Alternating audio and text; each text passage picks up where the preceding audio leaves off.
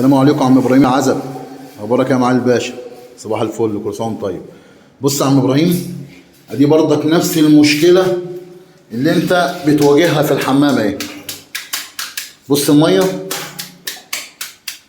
بص يا عم ابراهيم، بص وبص البيبه فين؟ البيبه اهي. بص الميه نفس المشكله، فما عادش فيه ضمير يا عم ابراهيم، ما عادش فيه ضمير.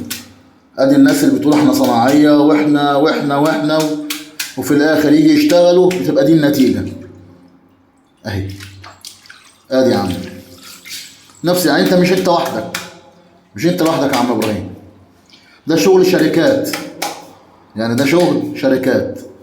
شقه انا جاي اشتغل فيها وش نظافه، فلقيت نفس المشكله اللي انت واجهتها مع الصنايعي اللي هو ما عندوش ضمير اللي انت اتكلمت عنه ده، فقلت اصورها لك فيديو واوريها لك. ادي يا عم، يعني الصناعيه دي منها كتير، يعني يعني انت يعني معلش يعني ايه، ما تتصدمش يعني في الناس.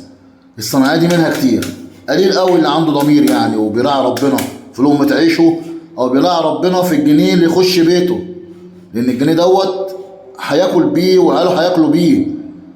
فهو يعني بقى يعني ادي نتيجه الشغل، الناس اللي بتدخل بيوتها فلوس حرام.